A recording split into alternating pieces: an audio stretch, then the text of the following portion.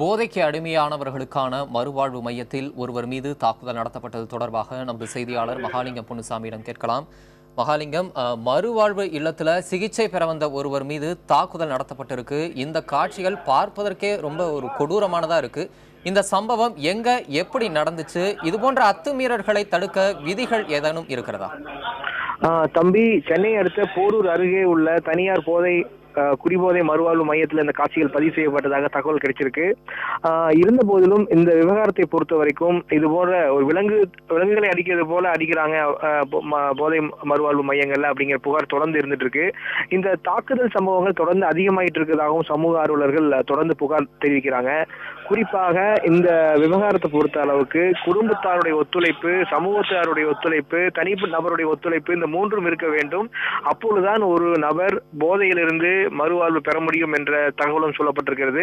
இன்னொரு பக்கம் மனநல மருத்துவர்கள் உள்ளிட்ட சிறப்பு குழு ஒன்று அமைக்கப்பட்டு ஒவ்வொரு நபருக்கும் எது போன்ற பாதிப்பு இருக்கிறது, அவர் எதனால் போதைக்கு அடிமையாகிறார், அதன் காரணங்கள் என்ன, அவருடைய சமூக பின்னணி என்ன ஆகியவற்றை அறிந்து கொண்டு அதற்கு பிறகு அவர் சிகிச்சை அளிக்க வேண்டும். இப்படி பல விஷயங்களை மனநல மருத்துவர்கள் தெரிவிக்கிறார்கள். ஆனால் தமிழகத்தில் இருக்கும் கிட்டத்தட்ட 250க்கும் அதிகமான மையங்கள் இருக்கிறது. அது பதிவு செய்யப்பட்ட மையங்களின் எண்ணிக்கை 150 என்று சமூக நலத்துறை வட்டாரங்கள் தெரிவிக்கின்றன. பதிவு செய்யப்பட்ட மையங்கள் இருந்தாலும் கூட பதிவு செய்யாத அமைப்புகள் மையங்கள் அதிக அளவு இருப்பதாகவும் சொல்லப்பட்டிருக்கிறது. இன்னொரு மிகவும் அதிர்ச்சிகரமான, அதே போல வேதனைப்பட வேண்டிய விஷயம் என்னவென்றால், இது போன்ற மறுவாழ்வு மையங்கள் எப்படி செயல்பட வேண்டும், இந்த மறுவாழ்வு மையங்களில் நோயாளிகளாக சேருபவர்களுக்கு உணவு எப்படி கொடுக்கப்பட வேண்டும், எது போன்ற வசதிகள் கொடுக்கப்பட வேண்டும், எது போன்ற சிகிச்சைகள் கொடுக்கப்பட வேண்டும், எது போன்ற முறைகள் பின்பற்றப்பட வேண்டும் ஆகிய நெறிமுறைகள் எல்லாம் இன்னும் தமிழகத்தில் வகுக்கப்படாமல் இருப்பதாக சொல்லப்பட்டிருக்கிறது.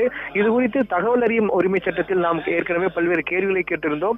அதில் இது போன்ற நெறிமுறைகள் இன்னும் வகுக்கப்படவில்லை என்பது தெளிவாக சொல்லப்பட்டிருந்தது. அதையே தான் தற்போது சமூக ஆர்வலர்களும் உரத்த குரலாக முன்வைக்கிறார்கள்.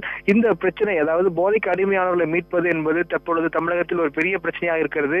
அதில் அரசாங்கம் உடனடியாக கவனம் செலுத்தி உரிய விதிமுறைகளை வகுக்க வேண்டும். அதே போல பதிவு செய்யப்படாத மையங்கள் எல்லாம் பதிவு செய்யப்பட வேண்டும். அங்கு எத்தனை பேர் இருக்கிறார்கள் என்பதையும் கணக்கிட வேண்டும் என்று சொல்லப்பட்டிருக்கிறது. தகவல் அறியும் உரிமை சட்டத்தின் கீழ் நாம் இது தொடர்பாக தமிழகம் முழுவதும் உள்ள போதை மறுவாழ்வு மையங்களிலிருந்து பதில் பெற்றிருந்தோம். அந்த மையங்களுடைய பதில் இருந்து பார்க்கும் பொழுது கடந்த 10 ஆண்டுகளில் அதிகாரப்பூர்வமாக 20க்கும் மேற்பட்டவர்கள் இது போன்ற போதை மையங்களில் சிகிச்சையின் போது உயிரிழந்திருப்பது தெரிய வந்திருக்கிறது. இது கடந்த 3 மாதங்களுக்கு முன்பு ஆவடி பகுதியில், சென்னை அடுத்த ஆவடியிலும் இதே போன்ற ஒரு தாக்குதல் சம்பவம் போதை மறுவாழ்வு மையத்தில் நடந்திருப்பது தற்போது தகவல் கிடைத்திருக்கிறது. இது போன்று தொடர்ந்து நடக்காமல் இருக்க நடவடிக்கை எடுக்க வேண்டும் அரசாங்கம். சமூக நலத்துறை உடனே நடவடிக்கை எடுக்க வேண்டும் என்பது சமூக நல ஆர்வலர்கள் கருத்தாக இருக்கிறது. தம்பி.